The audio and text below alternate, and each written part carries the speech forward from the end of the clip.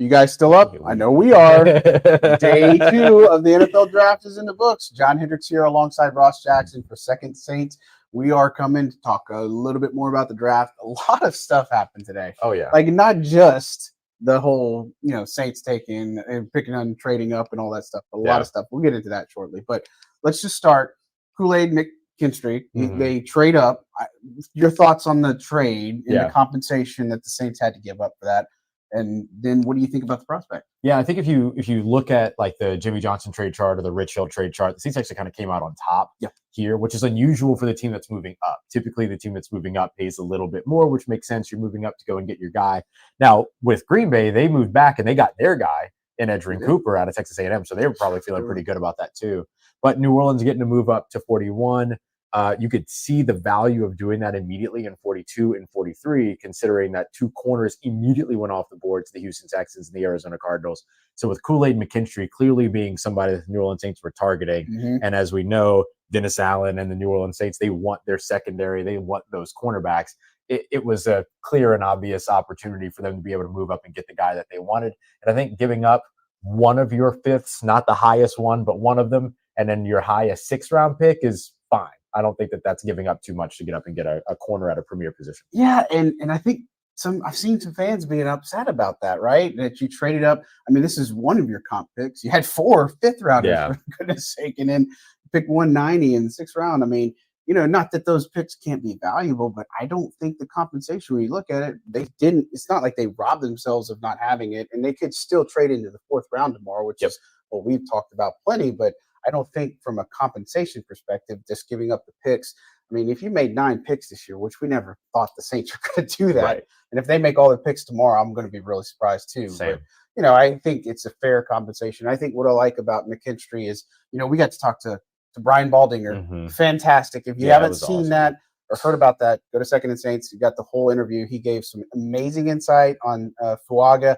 Gave some amazing insight in McKinstry, the Kubiak offense, Trevor Penning. I mean, goodness, it was so invaluable. And so I would say check that out. But, just talking about McKinstry, this is a guy who could play inside, but more of a press man coverage type of guy. And so I think when you look at it, and we talked about this last night, but just if they took a cornerback, it doesn't mean that they're trading Marshon Lattimore. But interestingly enough, Dennis Allen talked about it, but I think it was more of a concrete answer tonight about Marshon and his future than we probably ever had. Yeah, I think we saw as firm a commitment as we've seen, him saying that we believe Marshon Lattimore is a part of our team. We look forward to him being a part of our team. Excited to have him out on the field at training camp. Kind of really started to put into perspective the amount of time that they have or haven't spoken over the course of the offseason. Talked about how that's not that out of the ordinary. All of that. So I think that, look, going out and getting a corner was something you and I said that this team was definitely going to look at doing in this year's draft. They want as many good corners as possible. Now they've got 4 of them and a pair of special teamers. And your 3rd and 4th corners are going to get called upon at some point. You're going to have injuries at the position. It's a very physical style of cornerback that's played here in New Orleans. So you want to make sure that you have those guys. And Kool-Aid McKinstry is going to fit right into there. Just on your point about him moving inside, they're going to, Dennis Allen mentioned that they're going to try him out on both spots, or not try him out, but basically have him learn cross train. Yeah. Just like they do for Fuaga with guard too. Right. So he'll learn everything once he gets in the camp. Interesting, only 28 slot snaps during the last 3 years at Alabama, but it would be 17. Yeah, it'd be over 1,800 snaps at outside corner. So this guy has been a perimeter defender on an island playing in a press man coverage system. He's a good fit for what it is that the New Orleans Saints do. And so you got to be ready, not just for what decisions you may or may not make here in 2024, but this kind of sets you up for 2025 and beyond as well. Yeah, because you don't know about the Marshon situation beyond this year. And of course, there's still the possibility that Marshon Lattimore could get traded. Absolutely. It's just, it was never going to happen during the draft. It was something that could happen post June 1st. That's something could be on the table. But like Dennis Allen mentioned, that he actually reached out to Matt Rhea, who handles all of the, the strength conditioning, all that stuff, and getting some workouts. And Marshon's back at home, probably in Cleveland, getting his stuff ready for this season. And, obviously they're not really panicking about that. And so I think McKinstry coming into this, one of the things I really liked about him and what he said is the fact that he doesn't like to make mistakes. He's got to make sure he does things the right way. Yeah. And we talked about this. That screams big time Marcus Robertson type of pick. Yeah. Screams Joe Woods, because they're very instrumental in how they teach the game. But Marcus Robinson, he's obviously more with the safety group, but Woods works a lot more with the corners. But it's going to be invaluable the way that they're going to be able to coach him and get him. And of course, the foot, well, it's actually technically like the pinky toe that's fracture. Keep him out this spring, but they're anticipating him coming back probably by June. Yeah, cleared by June. Dennis Allen said that it shouldn't impact his availability when it comes to training camp, which is good. And then you get the opportunity to get him back into the fold at that point. Your point about him playing the game the right way, I think is such a good point, because you look at what they really liked about Taliese Fuanga yesterday, and one of the things that was highlighted about him was his maturity. Yep. Now here you are hearing Kool-Aid McKinstry talking a lot about, like, I play the game the right way. I rely on my fundamentals. I'm a careful, calculated player. I mean, this is another example of what it is that the New Orleans Saints will always care about first and foremost, beyond your play on the field, or in addition to your play on the field, is character and how it is that you address the game, how it is that you approach the game. And his approach to the game is very much one that aligns with what we understand the Saints defensive staff really likes. Can you fall back on your fundamentals? Can you fall back on your training, your technique, to be able to cover maybe deficiencies in other areas? And look, Kool-Aid, 4.47 speed, 6 foot, 198 pounds. Like, he checks a lot of boxes from a physical standpoint, and has that press man coverage experience working with Nick Saban, working with the Alabama Crimson Tide defense. It's a really good fit. I do think it's a little surprising. I'm not going to lie. I mean, we knew that it was going to be corner, but I think going corner at this point, day 2 defensive back has been something for the New Orleans Saints for a while. Von Bell, Marcus Williams, Alontae Taylor, Peyton, Paulson Adebo, almost said Peyton Turner. Paulson Adebo, like, that has been a part of the New Orleans Saints drafting DNA since Dennis Allen was the defensive coordinator. And I think it was unsurprising to see that carry about. But I'll be honest, seeing it from a leap from 45 to 41 was a little bit earlier than I had anticipated it. Absolutely. And here's something, I'm not going to try to get too far into it, but you think about when Dennis Allen took over this team with Sean Payton, a lot of holdovers, leftovers here. Yeah. The free agent moves, the draft moves that he's made, he's kind of like built this team to where he wants guys that are bought in, guys that are committed. Character is a huge thing for DA when it comes to free agency. And I'm not saying that it's going to translate into this, you're going to just have this amazing season now, but I just find it interesting that the guys, the makeup of his team now, like where he's actually putting more of a stamp on his team, is guys that have the character, that want to be here, want to work, do things the right way, all those types of characteristics that you would kind of expect that you would have. But I think it bodes well for their potential outlook in the future here. Yeah, and I think when you look back at the Sean Payton days and the way that the top 100 selections were utilized pre-2021, it was a lot of non-premium positions, guards, defensive tackles, running backs, linebackers. Over the course of the past few years, you've seen Chris Olave, 2 offensive tackles now, including this year with Fuanga as well as Trevor Penny. You've seen corner twice now with Alontae Taylor and Kool-Aid McKinstry. You've seen edge rusher with Peyton Turner as well as Isaiah Foskey. And then you've seen 1 defensive interior player who was their best draft pick last year in Brian Brzee. You saw Kendre Miller, who they have big-time plans for and expectations for in this offense. And then Pete Werner, who's been a starter ever since he was drafted.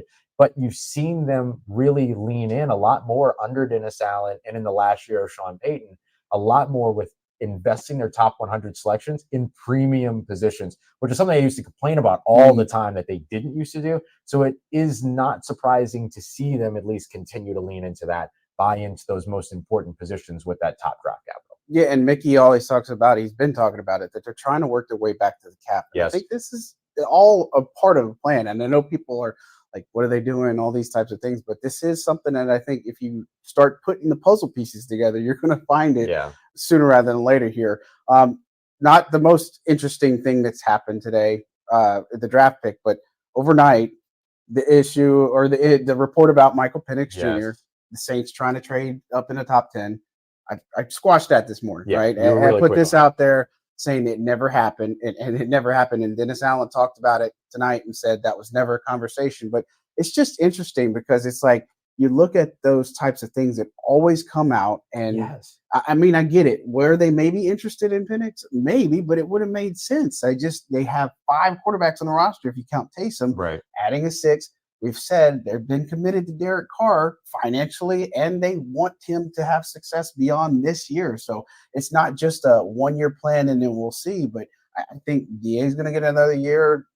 They got to win, but right. I think that's the trajectory that they're going. Is they're going to give him a fair shot with this Clint Kubiak offense, give Derek Carr an even more fair shot, and this play action concept.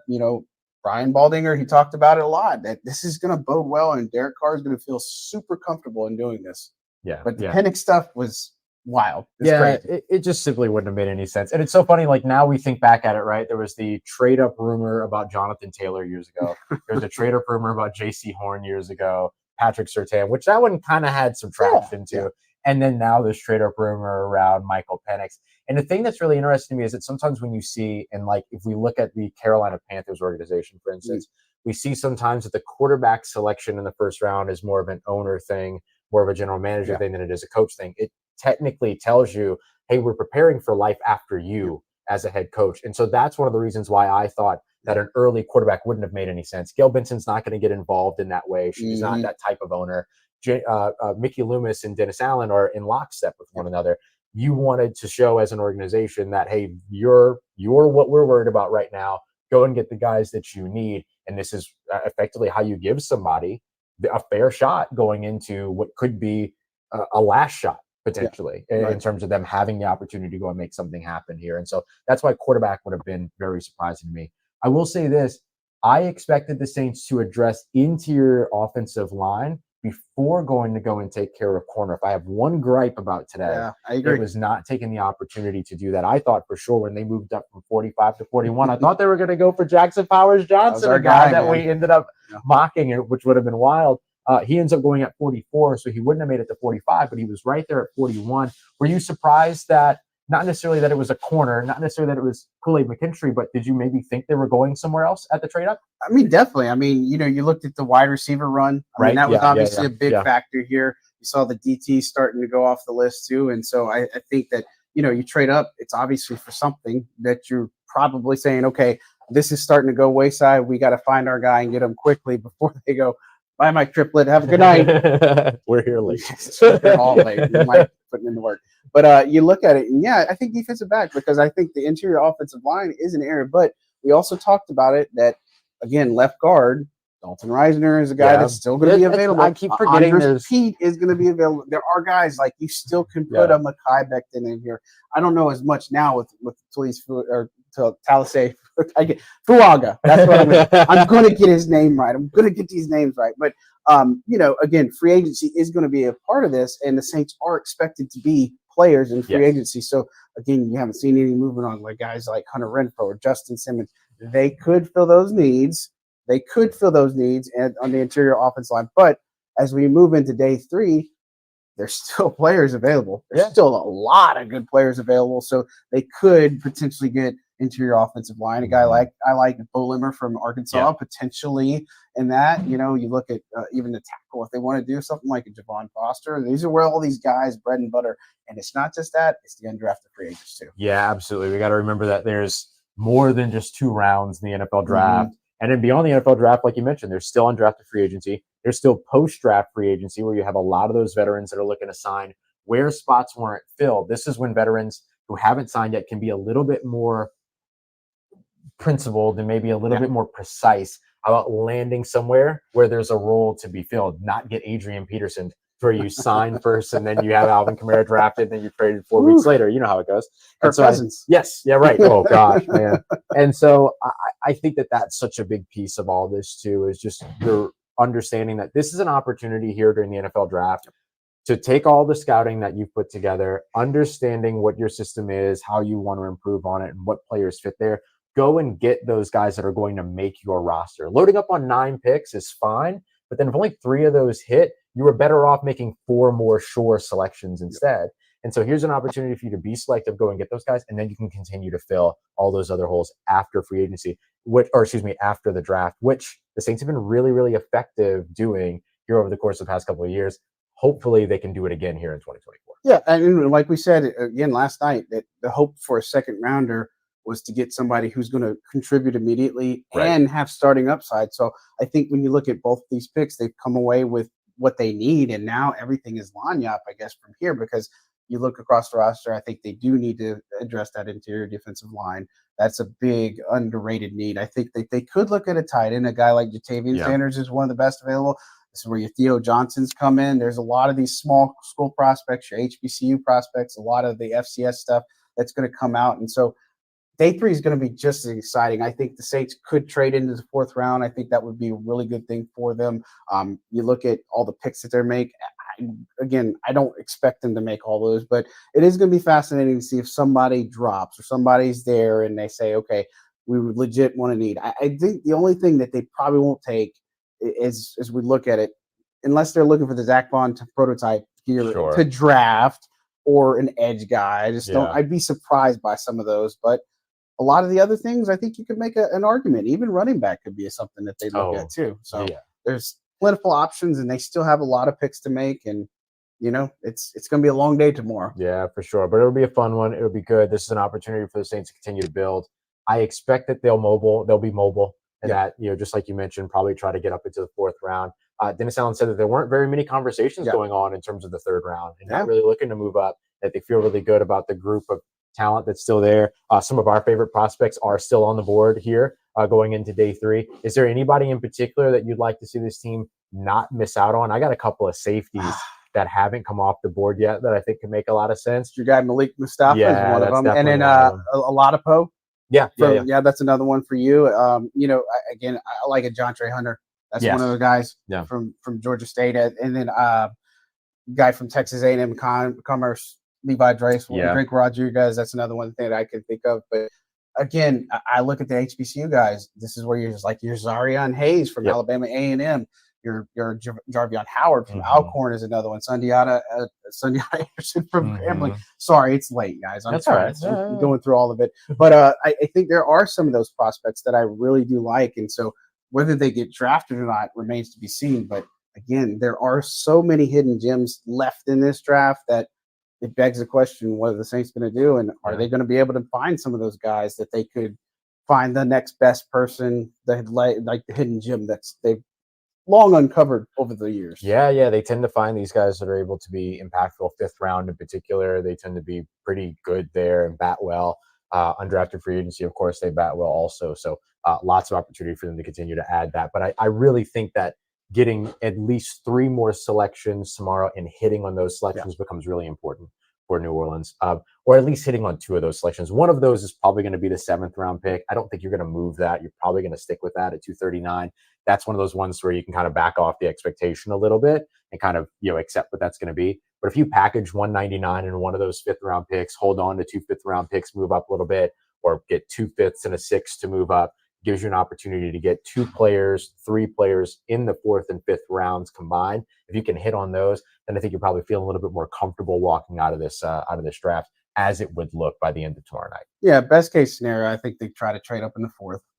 Maybe they try to get into 4th and be done with it. You know what I mean? Or 4th and the 5th, Adam Troutman style, so they can, so they can work on the undrafted pool. But I think again they're starting to move the needle, I think, in the right direction right now. And of course, it's just a matter of time. Hopefully, things do come together, and the Saints are about to get to a point where on Monday that they get to put more classroom work. You get to have actually on the field work, what Dennis Allen was talking about. So phase 2 of the offseason is going to come here. And so it'll be rookie mini camp before we know it. The tryouts are here, and then we'll be into OTAs and mini camp, and we start this whole thing all over again.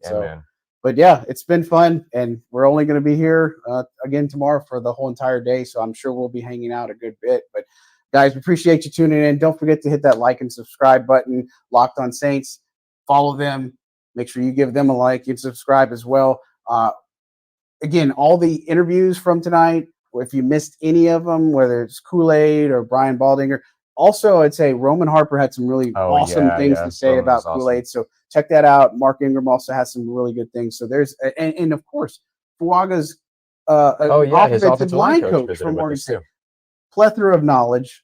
I liked how Mark Ingram said plethora tonight. I'm a Three Amigos fan, so that kind of hit me. I'm like, did you say I have a plethora? You know? So at any rate, check all that out. A lot of good stuff, Second and Saints. But that's going to do it for us tonight, and we're going to go try to get some sleep, but not much. Not much. All right, guys, have a good night. Take care.